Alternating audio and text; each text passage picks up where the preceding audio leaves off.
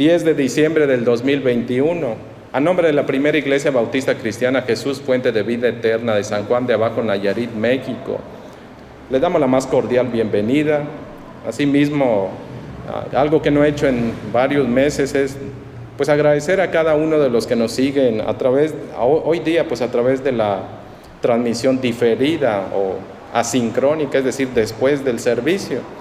Ya en su momento volveremos a reanudar las transmisiones en vivo. Por el momento creo que hay mejor calidad en hacerlo de esta manera. Ya que tengamos mejor calidad para hacerlo en vivo, estaremos retomando.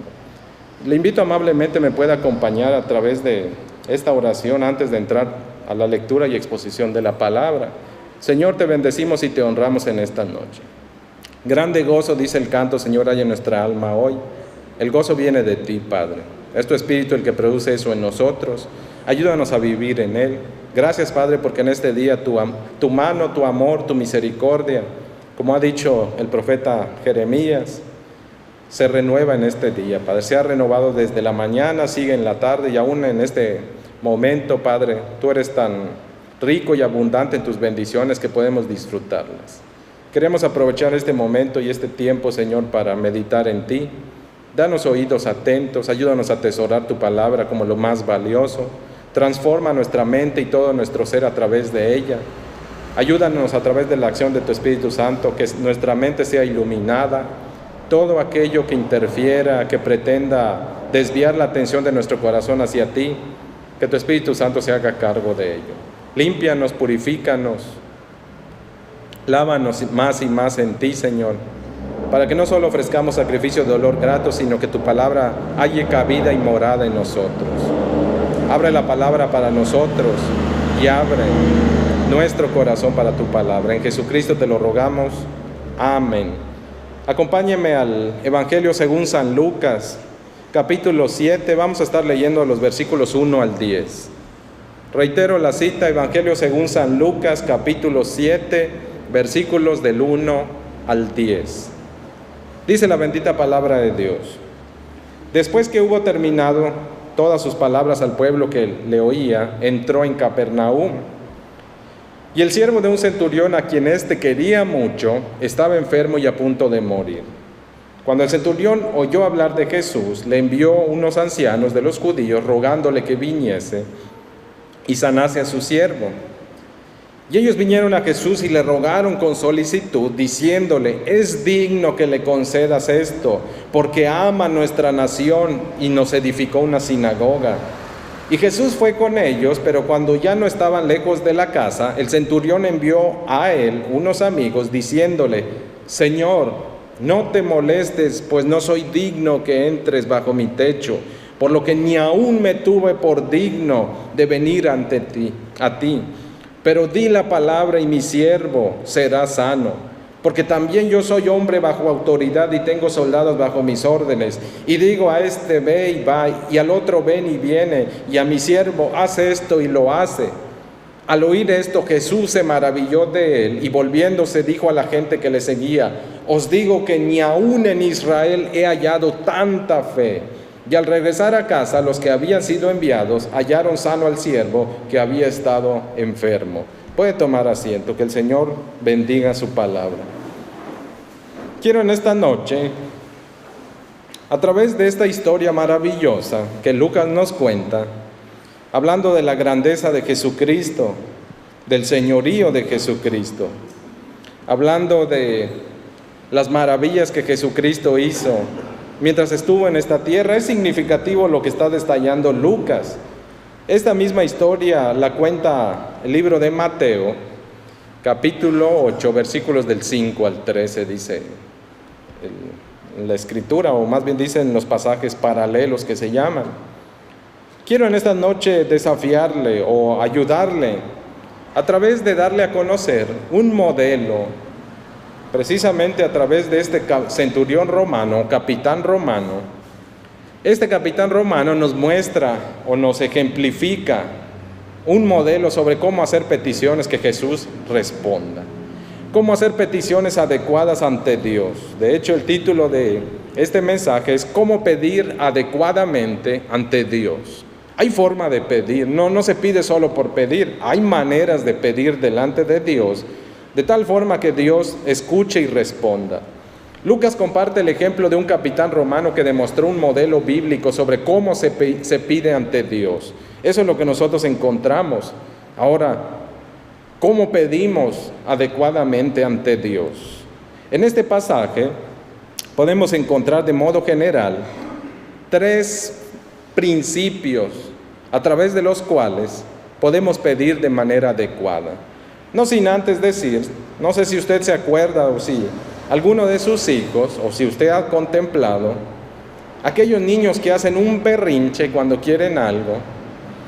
Yo en broma recuerdo a unos que le decía, te puede ayudar a trapear el piso, nada más le echas un poquito de fabuloso pinol y que el niño como se arrastra por el berrinche, te trapea todo el piso.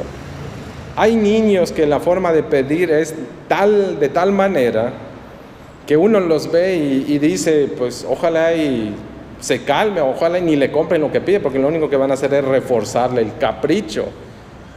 Hay de formas de pedir.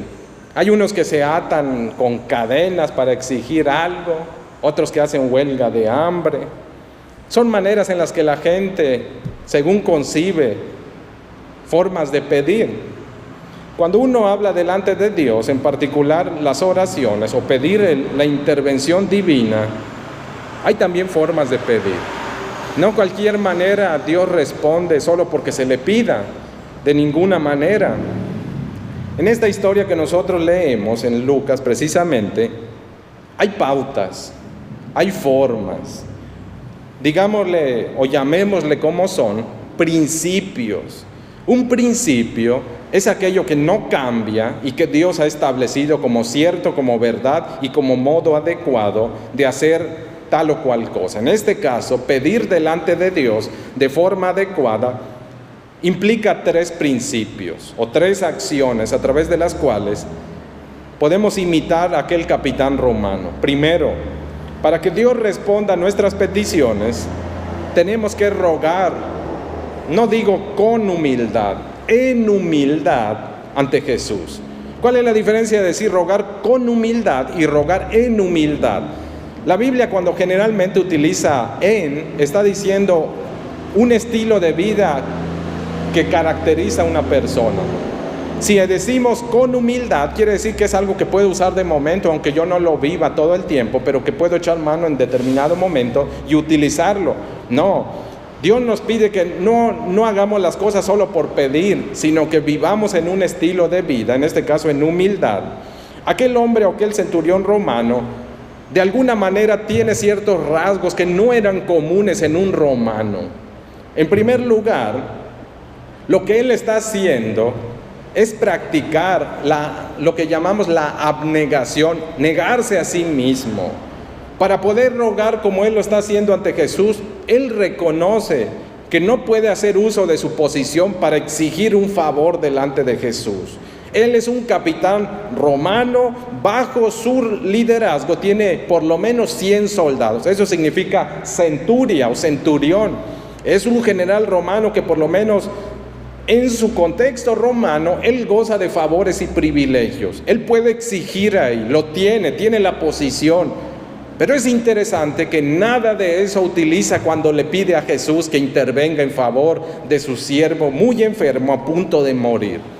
Eso se llama negarse a uno mismo.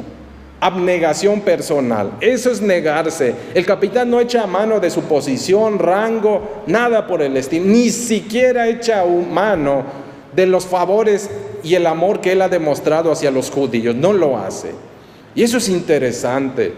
Yo no sé si usted en algún momento de su vida ha pensado que por el hecho de que usted hizo algo a favor de alguien, de alguna persona, sienta usted que Dios le debe algo a usted por lo que usted hizo. Si oró más, si visitó más la iglesia, si ofrendó más, si ha sido constante en sus diezmos y demás. Y usted piensa y sienta derecho a raíz de eso decir, Dios me debe algo porque yo he sido fiel y constante. ¿Sabe qué? Nada de eso nos puede hacer ganar el favor de Dios. Cuando se trata de rogar la intervención divina, Siempre debemos ir con el corazón humilde y decir, nada de eso me hace merecedor de lo que el Dios puede hacer. Ese hombre no echa mano de su rango y posición. Los ancianos cuando se presentan ante Jesús, y eso usted lo puede ver en el verso 4, dice que los ancianos vienen, no solamente son insistentes, están dale y dale y dale con Jesucristo, no porque Jesucristo no quisiera venir, sino porque el asunto ameritaba urgencia. La urgencia es que el siervo del centurión está a punto de morir y requiere la atención inmediata y oportuna de Jesucristo. Bueno, miren cómo se expresan esos ancianos de aquel centurión romano. Ellos le dicen a Jesús, verso 4, y ellos vinieron a Jesús y le rogaron con insistencia diciéndole, es digno de que le concedas esto.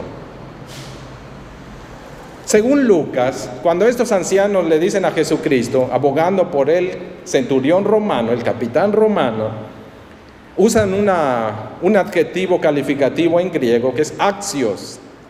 Axios es aquel que ha dado buen testimonio y demuestra una calidad de persona, una calidad moral, espiritual, de buenas acciones, de amor. Eso está hablando.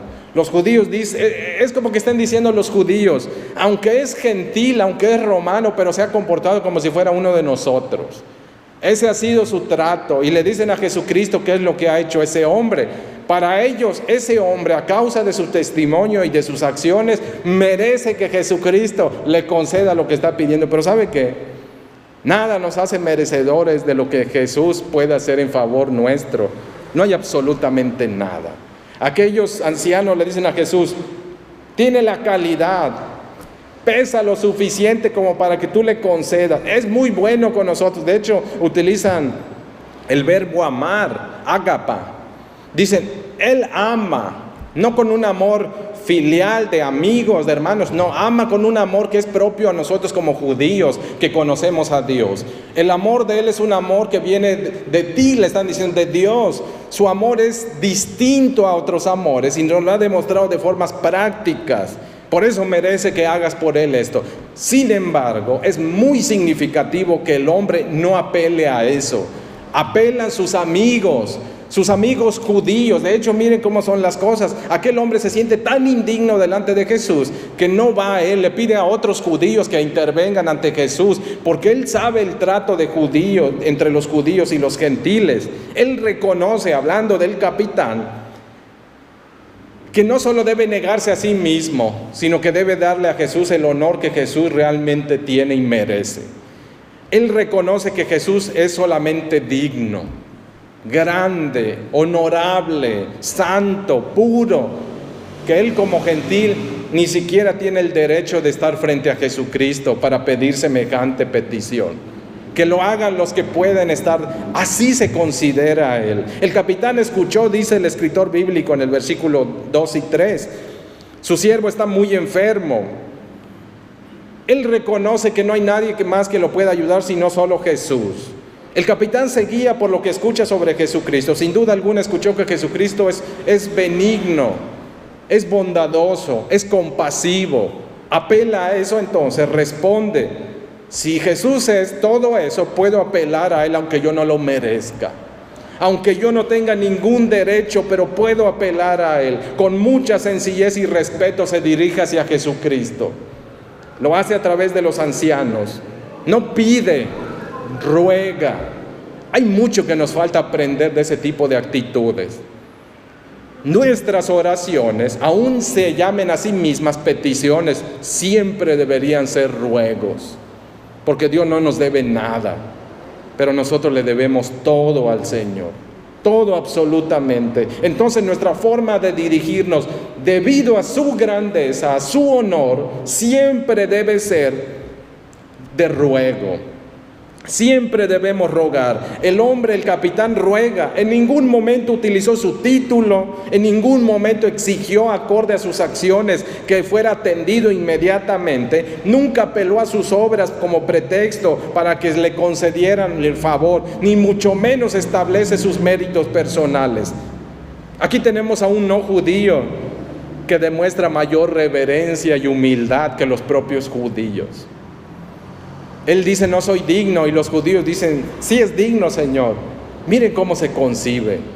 Algo que los judíos a veces enfrentaban y entendieron mal es pensar que por el simple hecho de ser judíos tenían derecho a exigirle a Dios sus favores, a exigirle a Dios sus bendiciones. Es como aquel que cree que por nacer en un hogar cristiano tiene derecho a pedirle a Dios que Dios intervenga a su favor, aunque él viva como quiera. No existe tal cosa. No hay ese mérito. Ninguno de nosotros tiene mérito por nacer en un hogar cristiano. O amamos a Dios y nos entregamos a Él, apelamos a los méritos de Jesucristo para que Él intervenga a nuestro favor, o no hay nada en nosotros a través de lo cual podamos ganarnos favor divino. Eso es un hecho. El hombre establece eso y nos muestra que con reverencia y la humildad que Él tiene ante la majestad de Jesús, es en la forma que se dirige. Si usted lee los versículos 7 y 8, ahí le expresa a Él su respeto.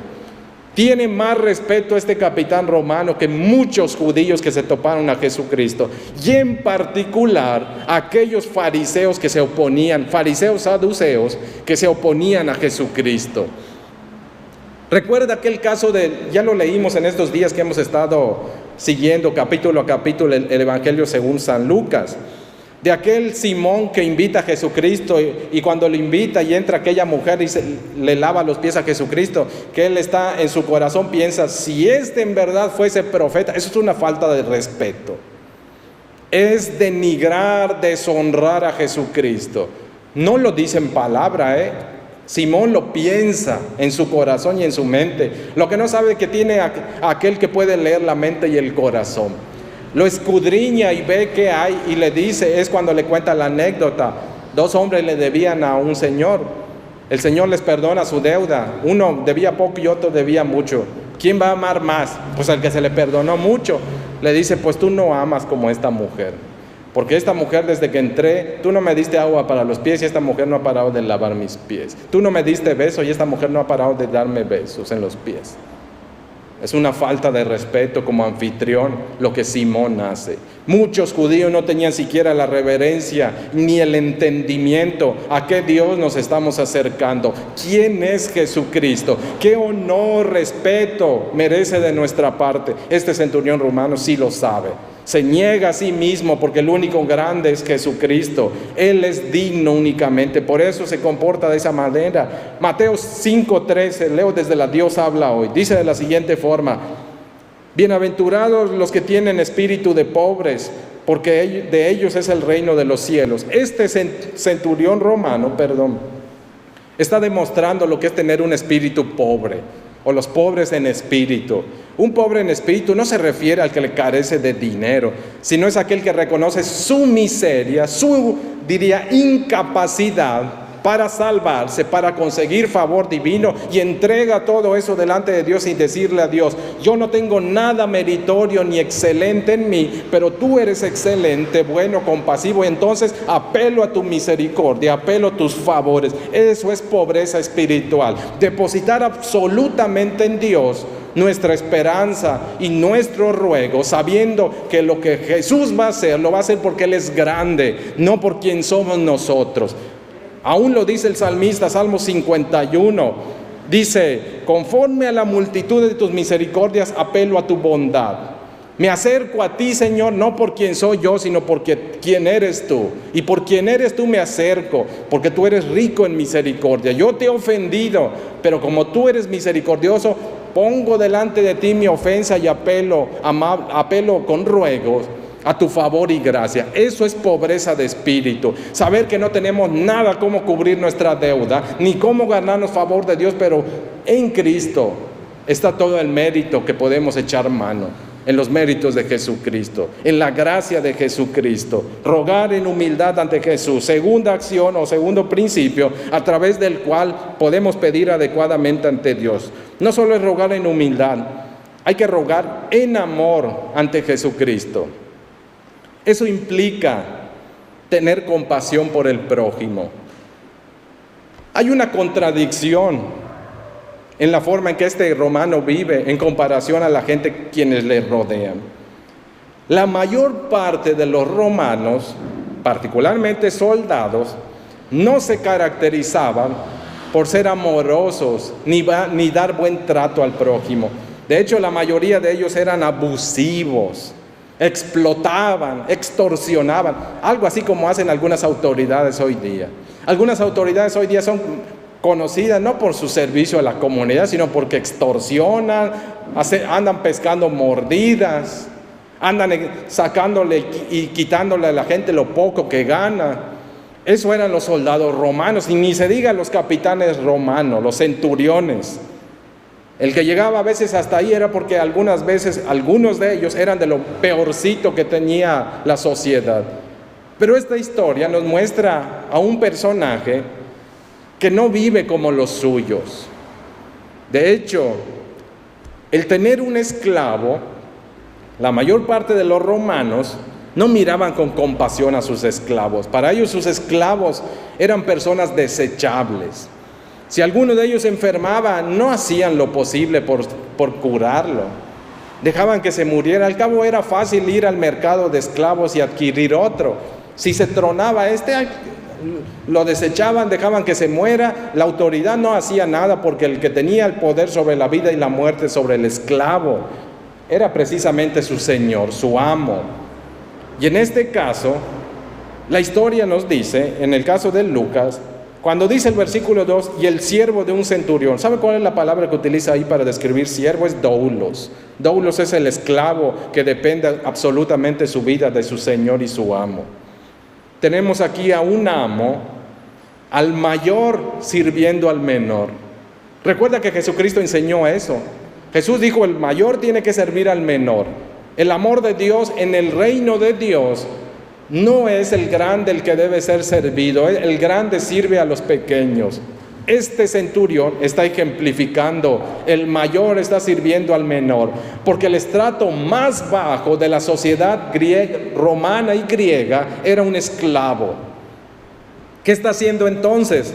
Este hombre tiene trastocado su sistema de vida en comparación a los mundanos quienes lo rodean. En comparación a su demás sociedad romana, él no vive como los romanos. Él vive una vida que es más propia a lo que Jesucristo predica. Porque él, sin ser su familia directamente hablando, considera a aquel muchacho como alguien de muy apreciado, de mucho valor, de alta estima. Por eso hace todo lo posible por que sane. De hecho, cuando dice, y el siervo de un centurión romano, esta expresión, a quien quería mucho, utiliza Lucas el verbo entimos.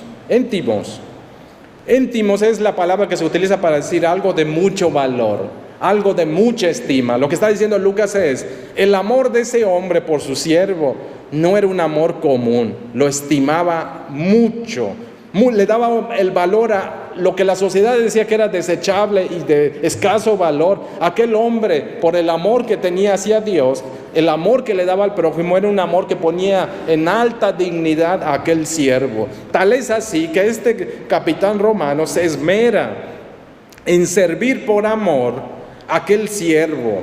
Busca a Jesucristo, escucha de Jesucristo, y él mismo se convierte en un intercesor por aquel siervo. Eso es una conducta que es contrario a su corriente, es contrario a la forma de vida de aquel tiempo. ¿Qué lección le da a los propios judíos? Un romano velando y preocupándose por la vida de un miserable esclavo, pero él no lo veía como miserable, para él era valioso. ¿Cuántas veces nuestro amor ha sido desafiado de esa manera? ¿Es nuestro amor por el prójimo de la misma calidad que el de ese capitán romano? Consideramos de alta estima, de alto valor aquellos que quizá los demás desprecian, pero que a los ojos de Dios son valiosos porque Jesús murió también por ellos. Ese es el amor del capitán romano.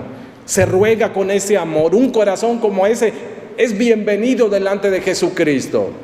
No se hace merecedor, pero Jesucristo escucha ese tipo de corazones, escucha ese tipo de ruegos y petición en el cual hay compasión por el débil, hay compasión por el necesitado, por el sencillo, por el vulnerable, por el pobre, por la viuda, el enfermo, el extranjero. Hay consideración por ellos, es un amor, es Ese amor debe rogar delante de Dios. No solamente eso, los propios ancianos en el versículo 4 y 5, nos dicen, ese capitán romano no solo amaba a su siervo, es decir, no solo era farol en su casa, también era farol en la calle, no era oscuridad en casa. El amor que demostramos por los nuestros tiene que extenderse, el amor de Dios hacia nuestra familia tiene que ser el mismo amor que se extienda hacia los demás. Los judíos son capaces de testificar, dar buen testimonio de este hombre y decir, este soldado, este capitán, no es como los demás, Jesús. Este es distinto. Este ama la nación, no ama unos cuantos, no tiene preferidos, ama toda la nación. Dice el verso 5, la parte final, porque ama a nuestra nación. Ahí Lucas utiliza el sustantivo etnos. Cuando se usa esa palabra en el lenguaje de un judío de aquel tiempo, está diciendo nosotros como elegidos de Dios. Lo que está diciendo entonces es, este romano no nos explota como otros. Este romano no se comporta como un gentil, se comporta como si fuese parte del pueblo porque nos ama no a unos cuantos, ama a gran parte de la nación. Muchos damos testimonio de que la calidad del amor de este hombre no es propio de un romano. ¿Cómo lo demuestra? De hecho, el verbo griego que utiliza para decir ama es ágape. Ágape es un amor fuerte, es un amor firme. Cuando usted lee en Corintios 13, primer carta a los Corintios capítulo 13, el amor es ágape. De ágape, que es sustantivo, deriva el verbo agapa o agapao, que es amar. Es el amor que procede de Dios. Ese amor es el que está en el corazón de aquel capitán romano, y ese amor extiende no solo a su siervo. Ese capitán romano ha aprendido a amar a su siervo, a su esclavo, y ama también a los más vulnerables. Por cierto, los judíos no eran una de las razas queridas por los romanos, eran los más revoltosos que habían en la zona. De hecho, eran los que más problemas le habían causado a los romanos con las revueltas, sobre todo los famosos patriotas aquellos llamados celotes, que cada oportunidad que tenían trataban de hacer guerrillas, hacían de hecho la táctica de guerrillas.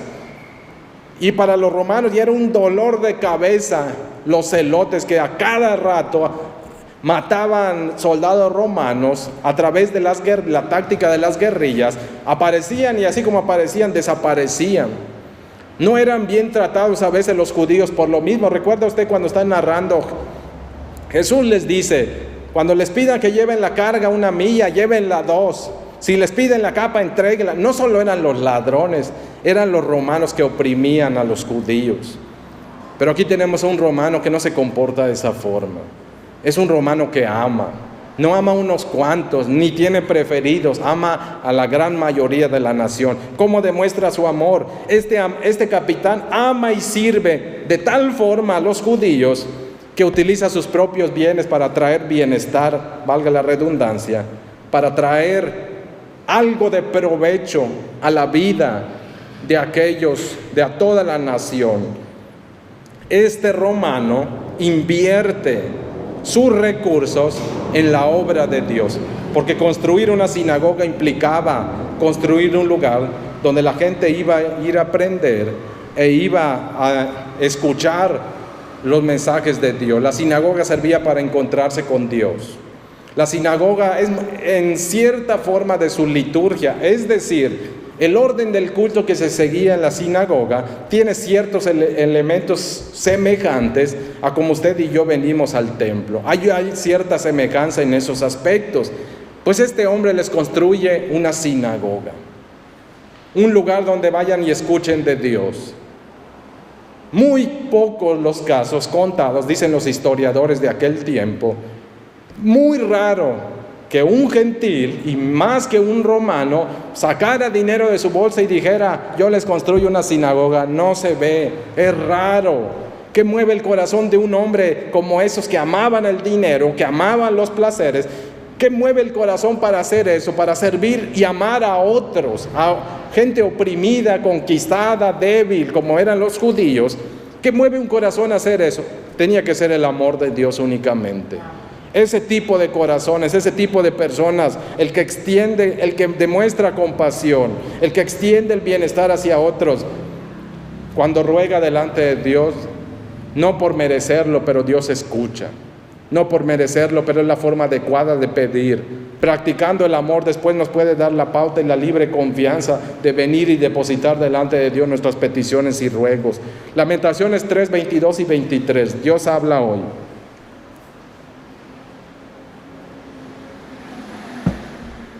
El amor del Señor no tiene fin, ni se han agotado sus bondades. Cada mañana se renuevan. ¡Qué grande es su fidelidad!, dice la Reina Valera 60, dice que por la gracia o por las misericordias del Señor no hemos sido consumidos. Nuevas son cada mañana. Grande es tu fidelidad, expresa el Jeremías en este libro de Lamentaciones. Ese es nuestro Dios. Ese es nuestro Dios. Finalmente, el tercer principio a través del cual podemos pedir adecuadamente delante de Dios, no solo es pedir en humildad ante Jesús, no solo es pedir en amor ante Jesús, hay que pedir en fe delante de Jesucristo. Dice los versículos del 7 al 10.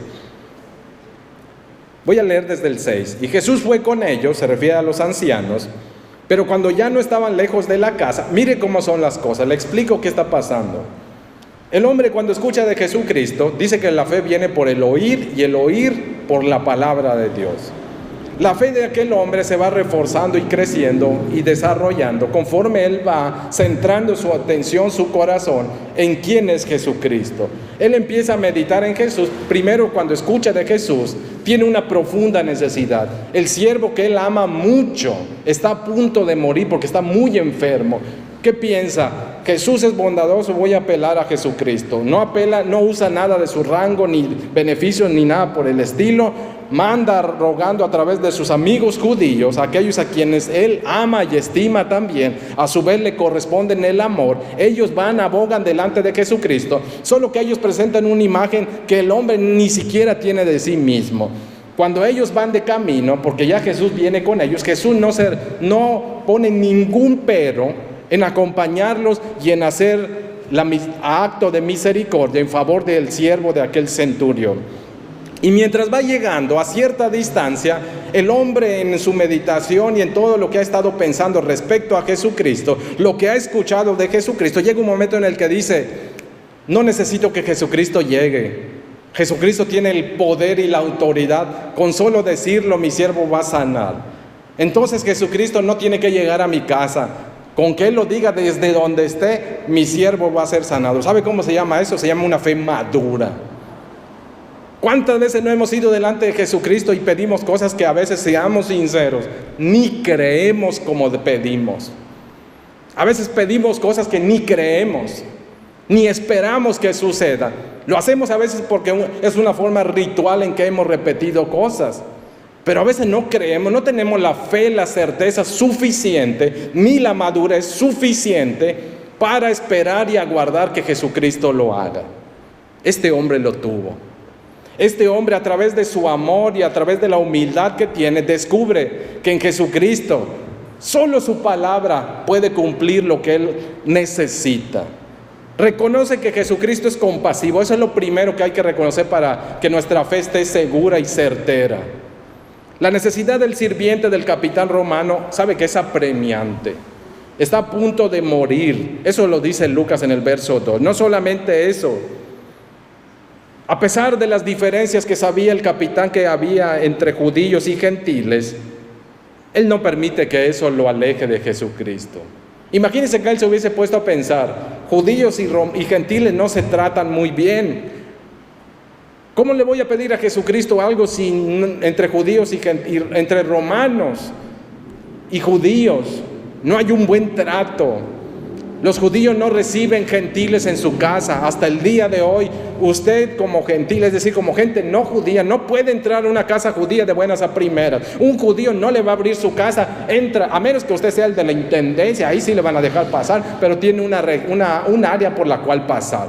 Pero que un judío le diga, entra por las puertas, siéntate conmigo, come conmigo, no va a suceder a menos que el judío tenga un buen testimonio de usted. Que usted demuestre un amor firme y respeto por el Dios de esos judíos. Imagínense que se hubiese puesto a pensar el capitán romano, no sé si Jesucristo me va a aceptar porque como judíos y gentiles no tenemos buena relación. Y aún quizá pensó algo como eso, pero dijo, eso no me va a detener. Yo sé que Jesucristo es compasivo. Si no me escucha a mí directamente, va a escuchar a su gente. Manda a los ancianos. No manda a cualquiera. Manda gente de buen testimonio. Los líderes, los ancianos son gente de buen testimonio. De hecho, utiliza Sanedrín. Hay una palabra griega que se refiere a gente que es líder en la sinagoga. No son los oyentes, no son los inconstantes. Son gente respetable que Él le pide el favor que vayan y rueguen a Jesucristo. Eso es fe. Eso es no dejar que los pretextos, los posibles obstáculos, los impedimentos que puedan haber, alejen nuestro corazón de rogarle a Jesucristo. ¿Alguna vez se ha detenido pensando, quizá Jesucristo no me va a escuchar? Es que hice esto, dije esto, pasó esto, entonces mejor no me acerco. Quizá no me va a oír, quizá no va a responder lo que pida. Juan nos va a decir, ofendiste a Jesucristo, ofendiste a Dios, tienes un abogado. Ve y pídele al abogado que interceda por ti. Si alguno de vosotros peca, dice el escritor de la primera carta de Juan, abogado tenemos para con el Padre a Jesucristo. Así que no hay pretexto, hay que presentarse ante Él. Hay ofensa, pidamos perdón, confesemos, apartémonos y Jesucristo nos va a perdonar porque su sangre nos limpia de todo pecado, nos va a decir la Escritura. Esa es la actitud, eso está demostrando el capitán romano. Es una fe que está creciendo. ¿Fe en quién? En lo que Él puede hacer, no, en lo que Jesucristo es, en quién es Jesucristo. Aunque el capitán no permite que nada de eso sea su impedimento para buscar a Jesús. ¿Qué le impide buscar a Jesucristo con fe? ¿Qué le impide pedirle a Jesucristo con fe? Se supone que no debe haber nada que nos separe de Jesucristo. Nada debe ser. Acuérdese de algo, en su mayor necesidad está ante un Dios compasivo, que siempre lo va a escuchar. Créalo, crea que Jesucristo le está esperando con los brazos abiertos, pero vaya con humildad, vaya en amor y pida creyendo. Dice Santiago, el que pide sin fe es como la ola del mar que lo barren y lo traen de arriba abajo. Y dice, no crea que quien pida sin fe, que Dios va a honrar eso. La fe viene de Dios, por cierto, es un regalo de Dios. La fe no se ejercita por medios naturales, la fe se ejercita por medios sobrenaturales. La palabra es sobrenatural, la oración es sobrenatural, la alabanza es sobrenatural. La meditación en la palabra es sobrenatural porque su fuente es sobrenatural, es la Escritura. La fe viene por el oír, dice, no viene porque usted sea más santo y demás, no, la fe viene por cuando usted se dedica a Dios a través de la palabra. Eso incrementa, las pruebas incrementan la fe, porque nos hacen apegarnos a la palabra, apegarnos a la oración, apegarnos a Dios. Este capitán, en medio del momento más difícil de su vida, de ver sufrir a su sirviente, eso lo lleva y lo acerca a Jesucristo. Y él cree con todo su corazón que no hay nada ni nadie que le pueda impedir llegar a Jesucristo y que Jesucristo lo va a escuchar, porque Jesús es compasivo. Dice el versículo 6 y 7, están yendo los ancianos y él manda a unos amigos, ya no solo manda a los ancianos, ahora los alcanzan a una cierta distancia de la casa del capitán, y los amigos le dicen a Jesús, esto es respeto, esto es fe. Le dicen una palabra que se utilizaba para el emperador romano, curie o curios, Señor. Esa palabra va a decir el Nuevo Testamento, nadie puede llamar a Jesucristo Señor si no es por el Espíritu Santo, que el Espíritu esté trabajando en el corazón. Este capitán romano se dirige a Jesucristo con un profundo respeto. Le dice, Señor, no te molestes. Y aquí utiliza una palabra interesante el capitán romano. Él dice, yo no soy de calidad suficiente, no soy digno, no soy merecedor, ni siquiera de que entres bajo mi techo. Eso es una expresión que está diciendo la cuestión de judíos y gentiles. Un judío no podía o no debía entrar a la casa de un gentil. El capitán romano le dice: Señor, entiendo que eres grande, santo, limpio y puro. ¿Cómo te vas a acercar a alguien como yo? ¿Cómo alguien como yo puede recibirte en su casa? No lo merezco. Eres grande, eres puro, eres tan puro y grande que yo no tengo el honor de poder recibirte, Señor.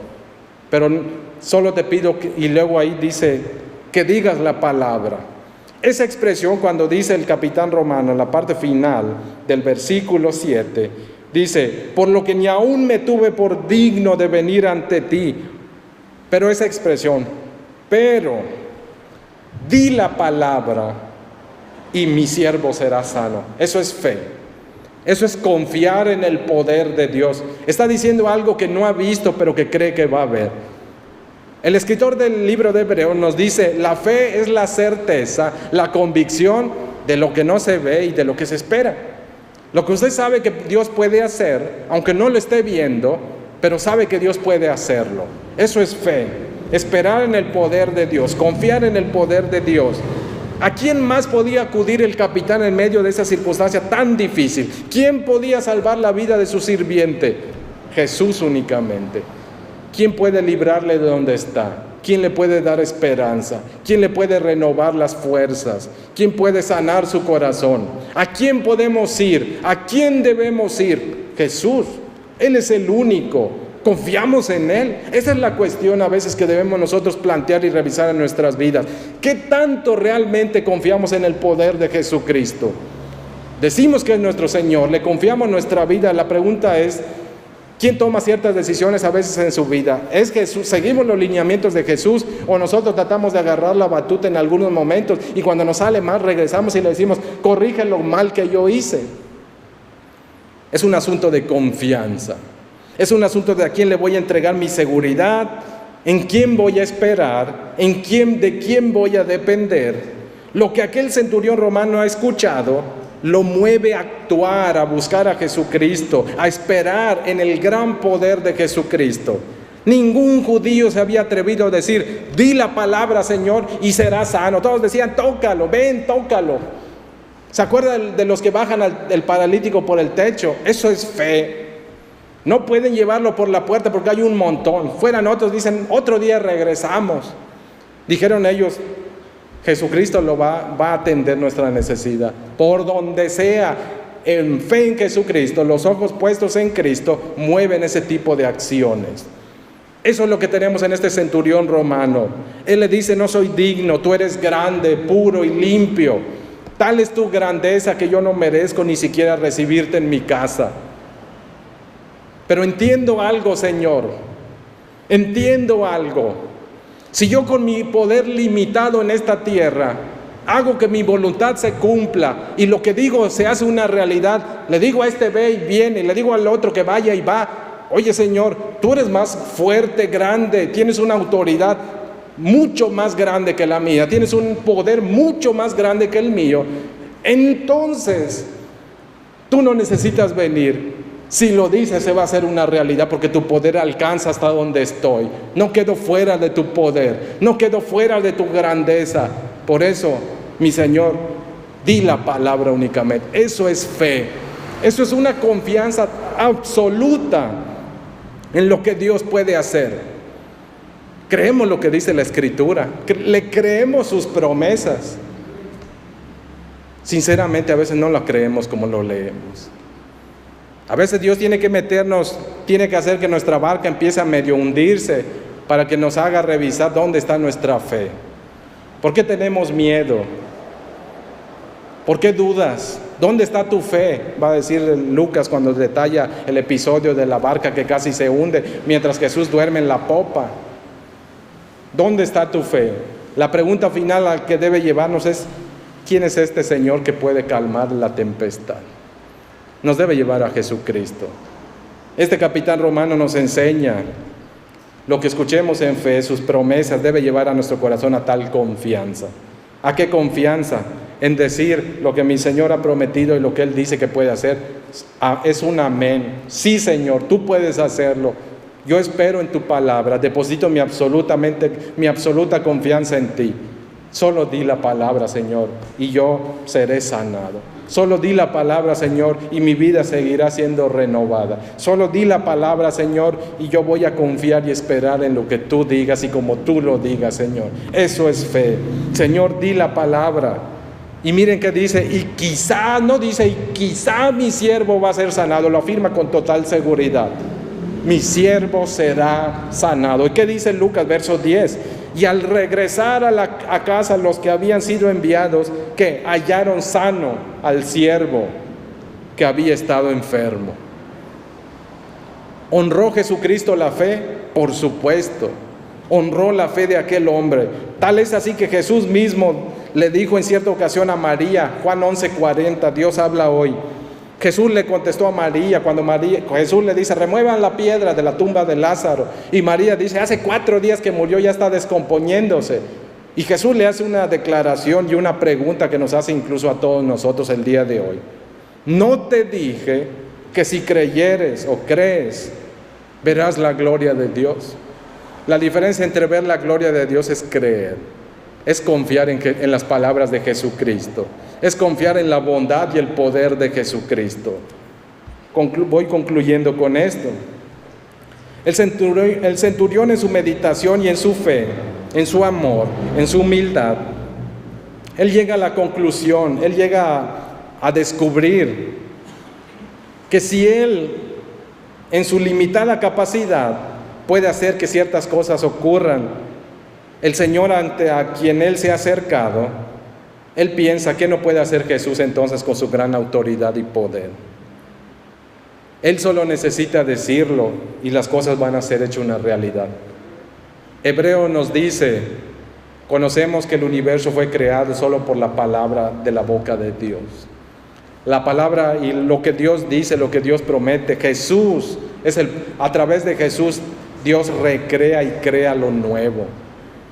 Cuando el salmista dice, Salmo 51, crea en mí, oh Dios, un corazón limpio y puro, un corazón que te ame, que te busque, que te honre, que te obedezca. Está diciendo, haz lo que no existe aquí, lo que yo no puedo hacer. Hay que confiar en que Dios puede hacer eso. Concluyo con estos textos, Lucas 7, 9 y 10, pero leo desde la Nueva Traducción Viviente. Al oírlo, es decir, la fe de aquel hombre que había mandado a través de sus amigos, quedó asombrado.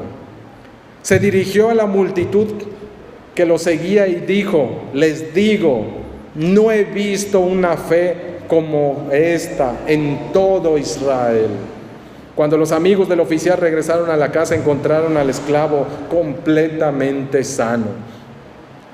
¿Qué es la fe que tenía ese hombre? La fe que tenía ese hombre se manifestaba en humildad, en amor y en total dependencia en Jesucristo. 3 principios a través de los cuales, toda vez que nos acerquemos a pedir ante Dios, recuerde, hágalo en humildad. Todo lo que pida, pida en humildad. Dios es grande, nosotros somos nada en comparación a Él. Pídalo en amor, tenga compasión por otros. En cierta ocasión dijimos, las mejores oraciones que podemos hacer delante de Dios son las que hacemos en favor de otros, a favor de otros. Pero pidamos con fe, creyendo y confiando. Dios es bueno, Dios es compasivo. No me respondió ahora, pero Él puede responder y va a responder, conforme a su propósito. Y decir como Jesucristo nos enseñó a orar, hágase tu voluntad y no la nuestra, Señor. Esa tiene que ser nuestra petición. Le invito a ponerse sobre sus pies y poder decirle al Señor en este momento a través de nuestra oración, enséñanos a orar como aquel capitán, enséñanos a pedir delante de ti, Señor, como aquel capitán romano. Con total humildad, Señor, enséñanos a amar como Él amó. Enséñanos a mirar a lo vil y despreciado de este mundo como tú lo miras, Padre. Con tal amor que sirve, que se entrega, que procura el bien, que es capaz de sacrificar de sí para que el otro esté bien, para que el otro obtenga lo mejor. Ayúdanos, Señor, a hacer de tal forma que te honre, que nuestro corazón confíe en ti como confió el de aquel centurión romano, que diga, Señor, yo confío que tú puedes hacer lo que tú me has prometido, que yo puedo acudir a ti en el momento de mayor necesidad y tú me vas a escuchar. Señor, gracias te damos. Gracias, Padre, porque eres bueno, eres maravilloso. Enséñanos a pedir en humildad delante de ti, a vivir en humildad, Señor. Que nuestra forma de dirigirnos a ti sea con profundo respeto, que nuestra mente, nuestro ser, todo nuestro corazón entienda delante de quién estamos, oh Dios, pidiendo las cosas. Eres un Dios santo, grande, fuerte y poderoso. Dice tu palabra que desde donde nace el sol hasta donde se oculta tu nombre es exaltado, honrado. ¿Quiénes somos nosotros a veces para menospreciarlo, Padre? ¿Cómo a veces tomamos con ligereza tu nombre, tu presencia en medio de nosotros? Ayúdanos a demostrarte profundo respeto, Padre. Ayúdanos a practicar también el amor, Señor, porque cuando pedimos en amor, Padre, pedimos bien y de manera adecuada delante de ti. La forma de pedir delante de ti, oh Dios, es con sencillez de corazón. Tú nunca vas a negarte a una petición que proceda de un corazón que te honre y te exalte a ti. Tú nunca vas a negarte, Padre, a un corazón que demuestre el gran amor que procede de ti. El amor por los débiles, por los desvalidos, por los que no tienen forma de lograr, Padre, para sí mismos el bien que tanto necesitan. Sean huérfanos, extranjeros, ancianos, enfermos, pobres, Señor, viudas. Aún gente que te sirve, Padre, y que es débil y vulnerable. Ayúdanos a mirar, oh Dios, con tus ojos y amar desde nuestros hogares, oh Dios, con tu amor, a nuestros hijos, a los más pequeños. Ayúdanos a servir como ese capitán romano, Señor. Que los mayores sirvamos a los menores, Padre.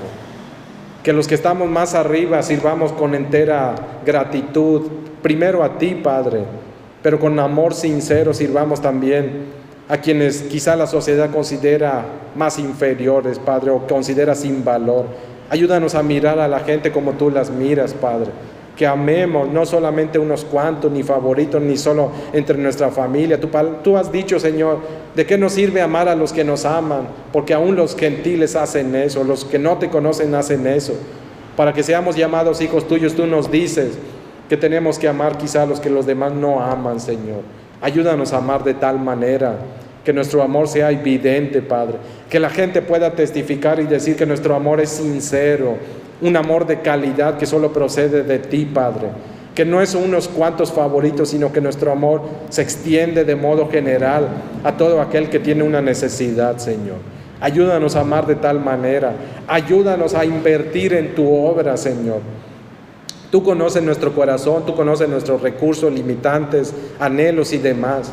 Enséñanos como aquel capitán romano a invertir en favor de otros y más en tu obra, Señor. Sabemos que mucha gente necesita conocerte, escuchar de ti. Esa es una manera de invertir, Padre, cuando colaboramos con los misioneros o un centro de adoración que puedan levantar. Todo eso, Padre, la manera en que nosotros compartimos ofrenda y diezmo a través de la congregación, aún se ha utilizado para eso. Permítenos seguir siendo fieles y firmes en ese compromiso delante de ti, porque también es parte del practicar el amor que tú has puesto en nuestras vidas, cuando servimos a través de nuestros bienes para invertir en tu obra, Señor.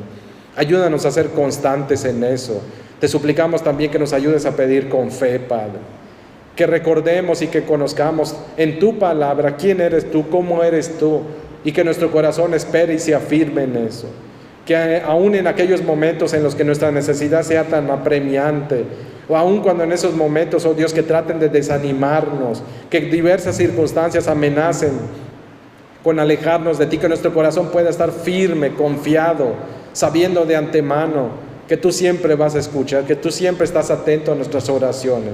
Una y otra vez tu palabra nos recuerda que tú estás atento, que tu oído está atento, que tú inclinas tu oído, que te inclinas a escucharnos. Ayúdanos a recordar que eres un Dios de bondad, que eres un Dios que sabe lo que está haciendo en nuestras vidas y que no nos va a negar nunca, oh Dios, delante de ti que nos alguna petición, toda vez que la hagamos conforme a tu voluntad. Ayúdanos a confiar en ti, así como la fe de aquel centurión romano, Señor, que te dio la honra, la gloria, que demostró tu amor de forma práctica al prójimo. Ayúdanos a nosotros cada vez que pidamos a favor de otros, en favor de su bienestar, que nuestro corazón pueda estar enteramente confiado y que pueda esperar, oh Dios, con paciencia lo que tú has prometido. Y así como el centurión dijo, Padre, sigue hablándonos tu palabra, porque sabemos que a través de ella recibiremos salvación, sanidad. El necesitado encontrará en ella, oh Dios, lo que tanto requiere. Gracias, Padre, porque confiamos y sabemos y estamos profundamente convencidos que vas a cumplir con tu voluntad en nuestras vidas, que tus promesas son verdad y que tus promesas son amén en ti, Señor. Bendecimos tu nombre en Jesucristo. Amén.